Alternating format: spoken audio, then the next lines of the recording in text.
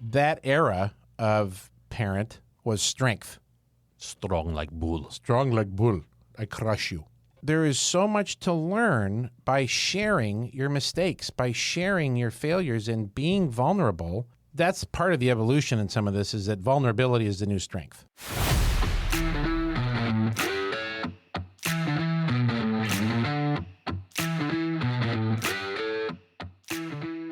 So what's this podcast all about, this financial sobriety thing we're doing? It certainly isn't a traditional conversation about money. There's lots of great people in our industry that talk the traditional game. This is going to be a very unconventional conversation about those three unbelievably complicated relationships that when you put them all together, you don't necessarily think of them this way, but the relationship that you have with money, the relationship you have with your people that mean the most to you, and then the relationship that you have with the person in the mirror. You mean those three relationships go together? They do, and it's a very complex interrelationship between them. And when those get a little bit out of whack, interesting things happen. Do you know anything about that? We should probably introduce ourselves. Who are you? Good idea. Jim Gebhardt. And I'm Matthew Grishman. I'm your author of the book Financial Sobriety, and we are going to have some great conversation, so stick around.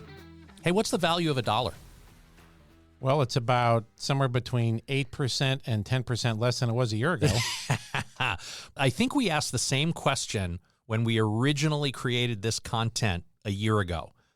We started the episode with that same question, so we might hear it again here in a few minutes.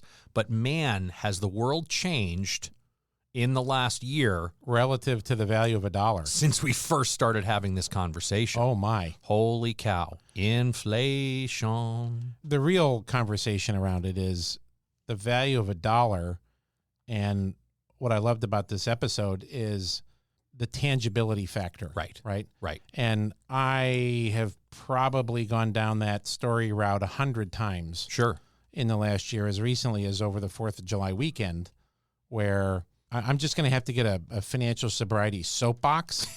You don't have that one of when those I yet? get up, so when I get up on my soapbox and I give the sermon about connectivity and tangibility of money, because the amount of, and I'll leave all the brands out of it, but the amount of digital money movement that was going on between my friends, the kids, somebody bought something, and well, I'm gonna verb you the money, right? It was irritating to you. It was irritating because it's a continuation of this lack of connection. Yeah, absolutely. What I love about this episode is that it really has nothing to do with the value of a dollar, the value of money. What we're trying to do in the vein of what we do at Financial Sobriety is challenge conventional thinking and have conversations you weren't expecting. Well, this is definitely going to do that. Yes, because it's not about the value of a dollar as you think. It has to do with this concept of the tangibility of money. Here we go. Teach your children well. Their father's hell did slowly go by. And feed them on your dreams, the one they picks, the one you'll know by. That sounds familiar. It should sound familiar. So in 1970, Graham Nash wrote the song Teach Your Children. His struggles with his own father inspired him to produce a piece of music that evokes real emotion for almost everyone who hears it. Nash said this about his song, quote, "The idea is that you write something so personal that every single person on the planet can relate to it. Once it's there on vinyl, it unfolds outwards so that it applies to almost any situation," end quote. That's actually the opening to the chapter that I wrote in my book on page 61, Teach Your Children, which we spent lots of time talking about in the last episode. But just thank you, Graham Nash, for writing this song, because it so inspired me as a father to be able to heal from some of the past mistakes that I had made and be able to be that kind of father who could write something so personal, and in this book and in this podcast and what we're doing, create something so personal and so vulnerable that once it unfolds outwards, it can apply to so many different situations, specifically how you and I have packaged this in these three very complicated relationships we all have. There's a timelessness to that song and those lyrics that 51 years later rings true like I can't even believe. Yeah. Because I find myself in my relationship with my parents getting caught up in a lot of the lyrics of that song, in terms of how busy I am, and how I desperately would like to spend time with my parents and my kids, but I'm kind of pulled to my kids. Sure. Well, there's that other song that, I mean, every time I hear that song, it just rips my heartstrings Big out, and time. I'm like hysterically crying. I get those songs a little bit melded in my head together. Well, they're very similar, and they were written in a very similar time. And the whole essence of the song is the idea of, here's this perspective of a dad wishing he had more time with his child, being able to do the things with his child that he wants, and then all of a sudden this child grows up, right? The kid wants his dad to come on, Dad, come play ball with me. Sorry, kid, I got a lot to do. Maybe next time, right? And then my child turns 10 the other day, and then he grows up and he becomes this man. You're the man I've always wanted you to be. And all I want for you is to come spend time with me. And gosh, I'd love to, Dad, if I could only find the time. You see, my new job's a hassle and the kids got the flu, but it's sure nice talking to you, Dad. Right? And I'm sitting here getting the chills just saying those lyrics. Because we're 50 and we've got older parents and we've got kids that are doing that. So those two songs I've always been attracted to timelessness. Yes. That I've always been attracted to this concept of something that can withstand the test of time and it is still relevant 50 years later. Yes. God bless Graham Nash and you for writing the book and putting it on print. Well, let's dedicate our last episode and this episode, and I would even nominate the entire podcast show. Let's dedicate this to our children and to being the kinds of fathers that we've always wanted to be. I appreciate what you've shown me and the leadership that you've shown me to allow me to grow into the kind of father that I want to be.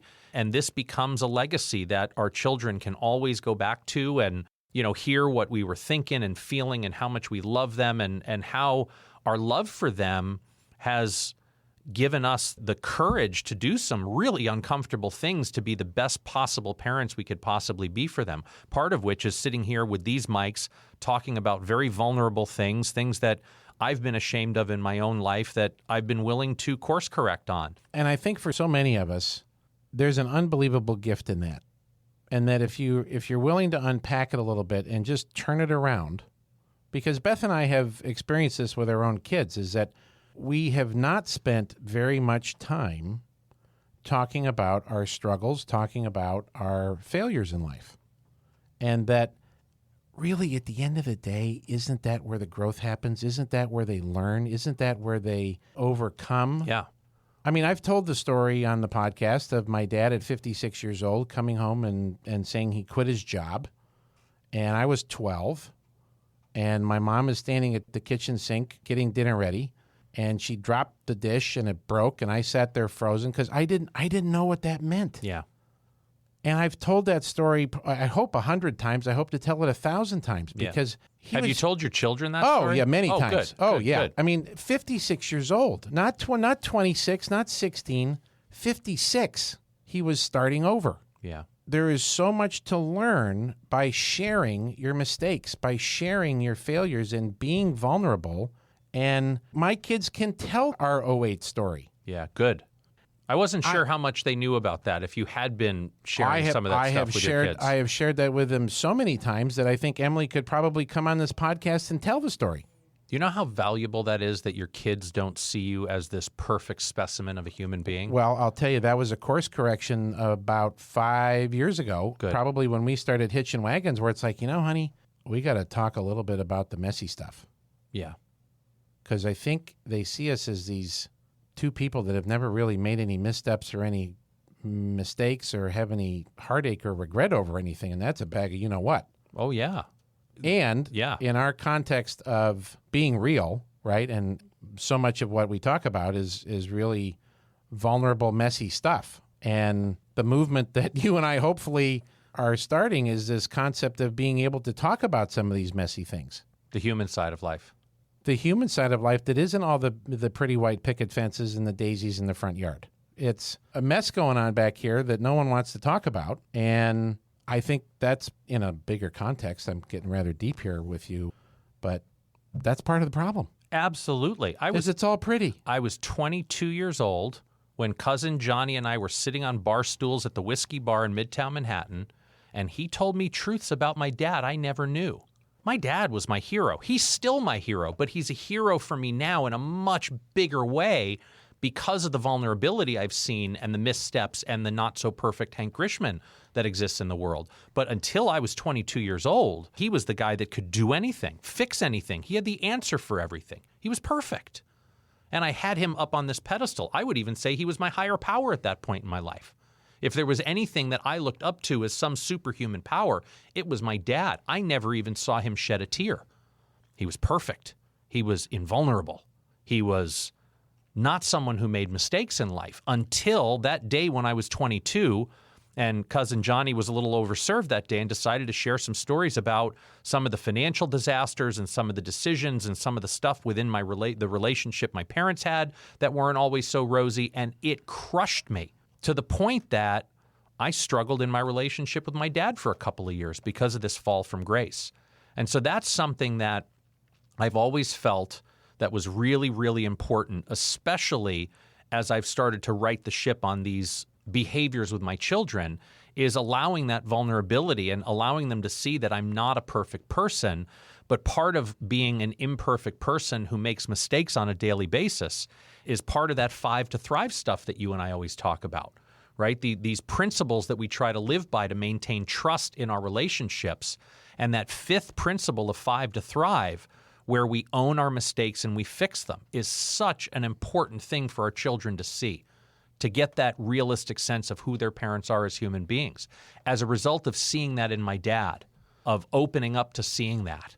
Well, that era was all about strength. Yes. I've often thought of my dad as a piece of titanium, a piece of steel. Yeah. In that same context of could do anything, he was impenetrable. Never said to you, I don't know. He always had the answer. Yeah. And that era of parent, of, forgive this demarcation, but of men, was strength. Strong like bull. Strong like bull. I crush you. That's part of the evolution in some of this, is that vulnerability is the new strength. Right. And I love the story that you tell about the conversation you had with your dad on vacation on, Dad, I'm going to start telling the truth. I'm going to start telling the world my story of what a train wreck I was with money. He was so scared for me. Yeah. And I appreciate that. And that's what he knew. He knew in his experience that it was about strength. It wasn't about vulnerability. And God bless him for embracing you in that process and eventually getting to the point where he can see now. He can see how that vulnerability is extraordinarily healthy and extraordinarily attractive. Right. Well, he's seen how I've healed in my own life by doing it. Selfishly, this vulnerability and telling my truth and unpacking my pack has allowed me to live better, to live happier, to feel free, to have freedom in my life for the first time, because I'm not weighted down by all this negativity that I know about myself to be true. By sharing it, by talking about it, by connecting with other people who've had similar experiences and not feeling like I'm, on the island with Wilson all by myself. Right. It's allowed me to flourish. It's allowed me to have greater impact in people's lives, which in turn has created this business for us and this way of life that is helping people and creating wealth for our own families in a way that is so selfless in nature. We give, and somehow the karma in the world brings back to us. And he sees that. Yeah. And I think he's happy for me as a result of that. Yeah. That's awesome. Yeah. Let's continue the conversation. I think in this last couple of episodes, graduation, halftime, teaching our children, I want to get a little bit more specific in this relationship with money. And being able to, again, I had some of those regrets about wishing that I had taught my children a little bit more responsibility in finance at a younger age. But they got that in school. Did they? Of course. All kids. Oh, I missed that class. No. All kids have a very strenuous, very in-depth, very real training program through school that they have about money. So you didn't miss anything. What do they call that class? Because I never really saw it on their report card. Because that would have been something my children would have gotten A's in, for sure. I didn't see the class on the report card. What's it called? I don't know. Oh. It doesn't exist. Oh, look at you being all coy. Yeah. Bait the trap. Lobster's in and he can't get out. Lobster's in the trap, can't get out. Yeah. So this is one of my great struggles. This is one of my great passions. is teaching children the concept of money. Which is a great time with high school graduation, college graduation. It doesn't exist. Right. We throw them into the deep end of the pool, expecting them to be able to learn how to swim, and they've never seen a swimmer. And if they have, it's been from their parents who, God bless them, they never had any training with money. Right. Because their parents never had any training with money. Yeah. So to me, this is one of the greatest things that we can try to help and put out there are some basics, some concepts that you and I have learned that I've had the privilege of sitting with, I wouldn't say 100, but certainly dozens of clients' children as they've grown, where we start to have those early money conversations. Yeah. Well, and this has given me a little bit of grace, too, in that as bad as I felt about not teaching my children this stuff at a younger age, when I look back and reflect, I did tell them all the right things. But how do our children learn? How do children actually learn from their parents? Is it what their parents tell them? Or is it what their parents show them? Aha. Cue the aha music. Yeah, because part of my frustration was, wait a minute, I told my children the importance of good financial sobriety, good fiscal responsibility, right? Pay yourself first and don't run up credit card debt and save your money, don't spend your money. But what were they watching me do? They were hearing me say one thing, but they were watching me do something else. So I really had to give myself a little bit of grace and recognize that although I said all the right things, ultimately my children learn through my behaviors. They're paying attention to what I do, not what I say. Yeah. We were going to talk about this a little bit in the last episode, and I think it's appropriate to say it now. It's why the only three things I really say to my children now are, I love you, I'm proud of you, or I believe in you, or a combination of all three of those, because those are things they actually hear from me. Sure. Everything else I share with them or say with them comes out in the form of a question. Right. But when it comes to money, until I was able to really own my mistakes and start fixing those mistakes, and they watch me through that process, that was really the first thing that I was able to teach my children through my example, was that when we make financial mistakes, we have to own them and fix them and not blame other people for them. Sure. Or blame institutions for them. Like Sure. when I owed the IRS a ton of money because I took a little money out of my 401k, and I knew that I was going to pay that money back. I was so confident business was going to take off. I didn't withhold taxes and penalties. Well, and you got that tree in the backyard. I got the money tree, right? Yeah. Where I can just grow money in the backyard. Yeah, you pluck it off whenever I you need want. it. Year-round tree, right? Annual tree. Well, that mistake of taking money out of my 401k and not withholding for taxes cost me greatly, and my children had to watch me dig out of that hole by getting in a very painful payoff plan with the IRS. Thankfully, they got to see me go through that pain. They got to see me own and fix that mistake and then come out the other side with this greater sense of confidence that I got that monkey off my back. Amen. That was the very first thing I was able to teach my children. I write about it in the book, in that chapter on Teach Your Children that starts on page 61, that probably one of the most valuable things that parents can teach their children through action is how to own those financial mistakes and fix them. And in fixing them, we learn from them and we make better decisions going forward. Probably the most valuable starting point for parents to teach their children. Be willing to be vulnerable to your children. Yeah, tell them some stories of how you've made mistakes, right? I mean, you and I have talked about this concept of when our girls were in middle school, early high school, instead of buying their clothes and giving them an allowance and what have you, we gave them a set amount of money on a quarterly basis. And the very first time we did that, I was down in our playroom, and we have a computer in there, and Emily, I'm going to guess Emily was about 13 or 14. And she goes, "Hey, Dad, come here. Come here. You got to check this out." I'm like, "What? What's so?" "No, just come here. You got to see this." And she was on the Nike website, and she had tricked out a pair of custom Nikes. Oh, boy. And I was like, "Wow, those are really cool." She said, I'm buying them. I'm like, you are? Oh, wow. Okay. Like with, birthday money or something, or what? No. The money you give us quarterly, that's for, clothes and Jamba Juice and whatever. Custom Nikes. And I guess in this case, custom Nikes. Well, wasn't that a beautiful opportunity to be a consultant and zip my lip and go, "How much are they?" "Oh, I don't know, but they're a lot less than what you gave us for the quarter." Well, the misery, and I use that word intentionally, the misery she felt for the rest of the quarter, not being able to do anything with her friends, go to Noah's Bagels, go to Jamba Juice, go to whatever, go to a movie, because she blew it all in these shoes. So she had some really cool shoes, but she could really only wear them around the house. Around the house. So actually, I used to joke with her that they were slippers. They're the nicest slippers How she'll ever are own. your custom slippers, right? And when I do that today, she gets this look in her eye like, oh, don't you do that again. Yeah, that's a good question, But there's so much value in that. And part of the story, it was $300 a quarter. But wouldn't you rather have them make mistakes with $300 than with $3,000? Absolutely. $30,000? Absolutely. $300,000. As someone who's made a mistake with those kinds of dollars, yes. $3 million, right? So that's part of it as we go back and talk about that consultant role or that coach role is to just find the teaching moment. And ask questions.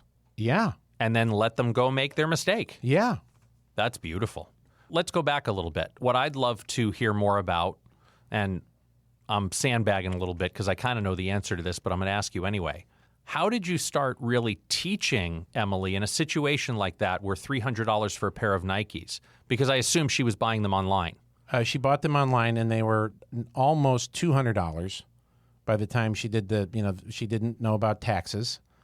She didn't know about shipping. And so they came in at about $200, and so she had about $100 left for the remaining 89 days. So she never actually had to touch money and hand anybody money to make that transaction happen. It was one of those nice little seamless online transactions, kind of like going into the casino, right? I can bet $100 on a king and a queen because it's a little black chip and it's not really $100. There's brilliance in that right there. Oh, the casinos, the credit card industry, the whole online shopping industry is brilliant. Come on, let's go to Mickey D's. We could use our phone to buy our Mickey D's Big Mac fries and a shake. Used to be, I think it's about 10 years now, and don't hang me on this, but it used to be a cash only. They never had a credit component. And they did a trial in some of their stores, and I forget the statistics exactly, but it was somewhere around like a 15 to 25% bigger ticket when somebody bought with plastic versus actual dollars. Okay, so now let's slow that down and talk about why that is, because it's easy, right? Today, I went to Starbucks on my way up here to get a coffee and a breakfast sandwich, and all I had to do was take out my credit card. I didn't even have to swipe it. Do you know how exhausting it is to swipe a credit card? It is. The forearms get sore. Or the absolute angle that you have to exert yourself to put the credit card in the bottom. Now you just got to tap it. I just had to tap it. Boop. All the relief that I felt by just having to tap it. Okay, I'm being a smarty pants. I realize that. I'm Wes Gebhardt's son. I can't help but like cash. My dad was a contractor. There weren't credit cards back then. So he had a wad of cash in his pocket because he'd show up on a job. His employees didn't have, his laborers didn't have credit cards to go to the hardware store because they needed a new extension cord or a saw blade or a cooler or Gatorade or whatever it was. So there was always cash. Yeah. So I've always grown up with having cash in my pocket. Yeah. Don't ask me how or why I did this, but my very first job out of school, I worked for an insurance company called Aetna. Aetna, glad I met you. was their tagline back in the day. Very cute. And my first paycheck, net of tax, which we're going to come back to taxes in a second, was around, I seem to remember it was around $1,200, $1,400. I wish and if Beth was listening, she would know my sentimentality around keeping random pieces of paper like that. I wish I had that paycheck. I'm sure you have that pay stub somewhere. I'm sure it's in my posterity box. Yeah. Well, I went to the bank and I cashed a check. And this is the same advice I've given to 100 kids since then, is when you get that first job, we have lost all attachment to physical currency. That's not an accident. That is absolutely by design. We are, as consumers, trying to get away from the actual physical attachment to money. So we are desensitized to feeling cash in our hand. Why at 23 years old I had any foresight to go to the bank and cash the check? I had never had $1,200. I got $100 bills because I like them. Oh, $100 bills are lovely. I like them. I like to tell, when I go to the bank, that I tell the nice person inside, they call those cashiers if you've never been inside a bank, or a teller, I say I collect them. And they always look at me kind of funny. Come on, it's me. I got the clown suit on, but I collect them. So I got this $1,200 in my pocket, and I felt a little bit like a gangster. Yeah, you looked it. And I went for a walk around the block. Did you put a rubber band around it? I should have. But $1,200 bills isn't very much. You need a very thin, you could use dental floss for that. Yeah. Well, about 10 minutes into the walk, I freaked out that I had all this money in my pocket. And I quickly went back to the bank and deposited it. Well, I've had this conversation, like I said, many, many times with clients. And a young lady who's her mom and dad are dear friends and clients. She's graduated from college, has a first job. Her first job is at $60,000 a year. Wow. That's $5,000 a month for those keeping track at home. $5,000 a month. She's living with mom and dad. She has very little expenses. And ironically, the company that she was working for was not set up on direct deposit. So she actually got a check for her first paycheck. I said, I couldn't be more excited for you that they haven't joined the 21st century with the direct deposit and you have a physical check. And she's like, oh, why is that? I said, because here's your homework assignment. You're going to go to the bank. You're going to cash that check. And she always has, I've been told that it's called a handbag, not a purse. Gotcha. The purse is something you do with your lips. The handbag is where a person keeps their stuff. Gotcha. Go cash the check, but you need to have something where you can put it on your person. It's not going to go in a bag. It's got to go in your pocket. Or you're just going to walk around with it in your hand and clutch it. And she did it. And it was like net of tax. It was like $2,200 or something. I said, get in whatever denominations you want. 50s, 100s, ones if you want them. I don't care. And she said that was one of the most powerful experiences about money she has ever had. Sure. Because she lasted about 10 minutes. Yeah. And it was freaking her out that she had all this money. I said, try to go as long as you possibly can. Yeah. And they still weren't set up on the second paycheck, so she did it again, and she made it almost a day. Wow.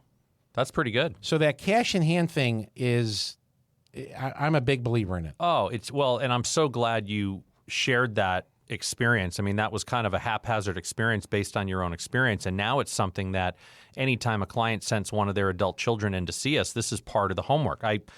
Good friends of mine, Katie and Ruben, their son Marcus was a senior in high school last year, and he had been working really hard at Safeway, saving his money, and he had gotten to a point where he had saved $10,000 in a savings account. Awesome. And he wanted to come see me because he was interested in investing in stock. Sure. So when Marcus came to see me, I took a page out of your playbook and I said, okay, here's your first homework assignment. Before we talk about any kind of investment ideas or how to research stock or do anything like that, the very first thing you need to do is how much money do you have in your bank account now? Well, I have $10,000. Great. When you leave my office, I want you to go to the bank and you're going to withdraw exactly half of what you have in that bank account. Get it in hundreds. So you should have 50 $100 bills in your pocket, totaling $5,000. Did all the blood drain out of his face? He was white as a ghost. Mm-hmm. And he looked at me and he said, wait, I thought we were going to talk about buying stock. I said, we are. We're getting there. This is step one. I'm not going to tell you any more than I want you to go get that money. I want you to keep it on you for 24 hours.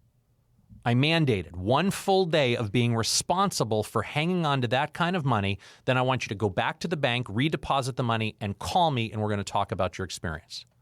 And here's what happened. He did it. He was successful. Wow, impressive. He called me 24 hours later, and I asked him, how was your experience with that? How'd it go? He said, oh my God, that was the scariest thing I've ever had to do. What was the takeaway? What did you get from this? He said, well, the biggest takeaway I got from this was I really got an appreciation for how hard I had to work to make that money. Because here I am walking around with all this money in my pocket, and I guess I never really felt how much $5,000 really was. And I got this sense of pride and this sense of responsibility that I worked really hard for this. Wow, Marcus, that's great. How old is the young man? The young man is now 18. He just graduated high school. Awesome. So I said to Marcus, now, given that new appreciation, how do you feel going forward about your money? What are you going to think differently with your money going forward? And this was the word he used. I was blown away. He said, I'm going to be more intentional with my money. I said, really, dude? Really? That's my word. Have we talked about this before? He used the word intentional. I said, well, that was the point of the exercise.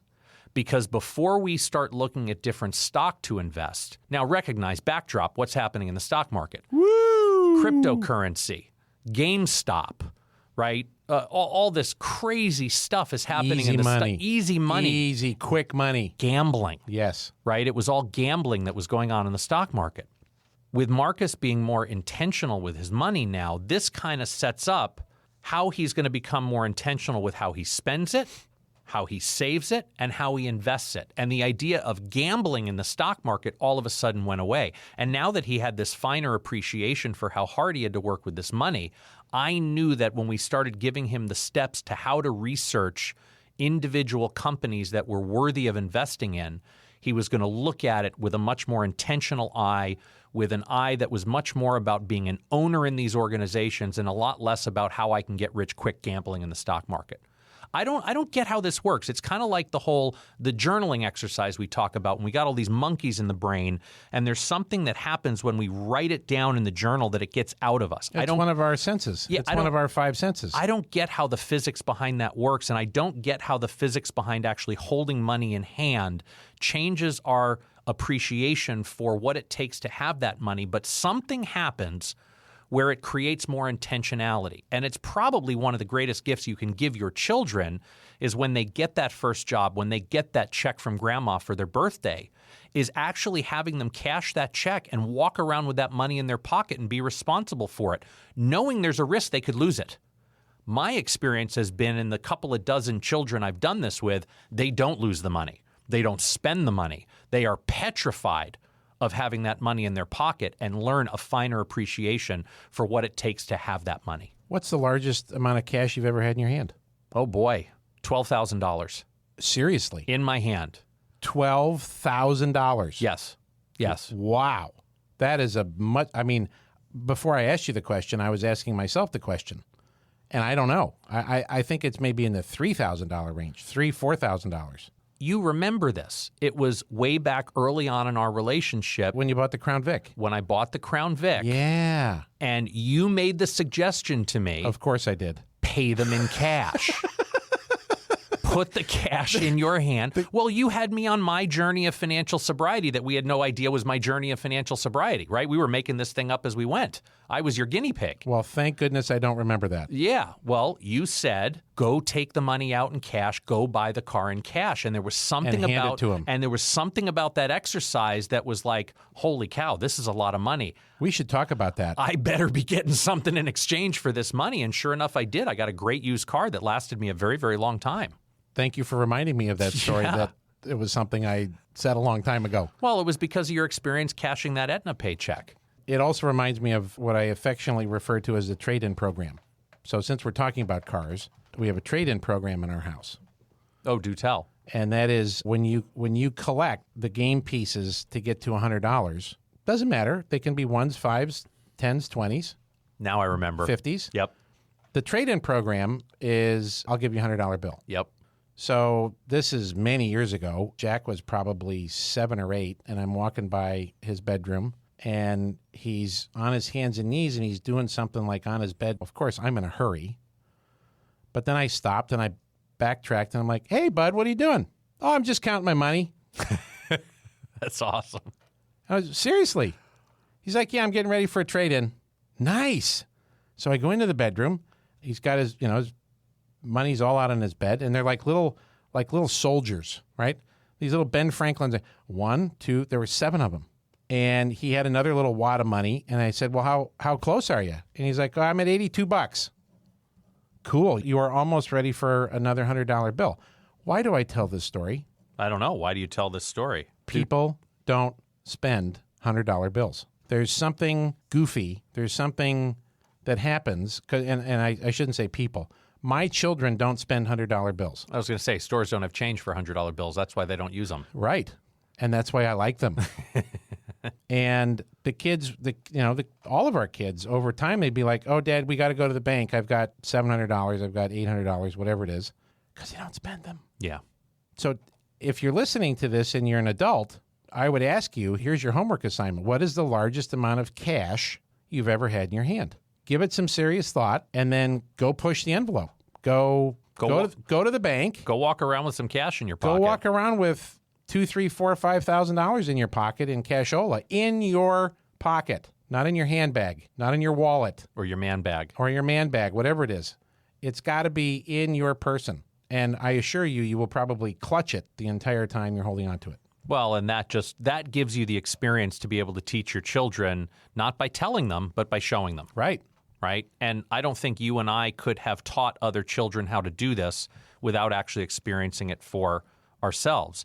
Proud Papa moment is now Lucas, my 17-year-old, he walks around and buys things with cash. He doesn't use his debit card. He will go to the bank, withdraw cash, and then actually use that cash to do whatever it is he wants to do. And there's just something about him being more intentional with his money as a result of that. And that's purely from him seeing that in my own actions. The fact that I now carry cash and use cash and don't swipe as often as I used to. I took Lucas out for sushi. We had a lovely time. Amy's on the East Coast. Miles was working. Lucas and I decided to treat ourselves last Friday night to a little sushi at our little favorite sushi place near the office. And I paid for the dinner with cash. So just him seeing that example continues to reinforce it becomes a much more intentional use of money. Again, I don't get the psychology behind it. And frankly, I don't have to. I don't care. All I know is that when I use cash, I am much more intentional about the use of that money. And I'm now seeing it in the children that you and I have been exposed to that come to us for this guidance. It's wonderful. I think there are a lot of different tools, lots more that come from this conversation about how we can teach our children about money. I think we got a great start on that today, just talking about the idea of cash, of owning our mistakes, fixing them, and how we can create this tangible relationship with money that allows for a much more intentional use of that money. And having that dialogue with your children. Absolutely. Right? Your own mistakes with it, your own experience with it. It's something you could do with them, right? You could both go to the bank, take out some cash, go through it together, and talk about that experience and what does it feel like? What were the emotions that came up with it? Was it good? Was it bad? Was it, none of them are really good or bad. It just is.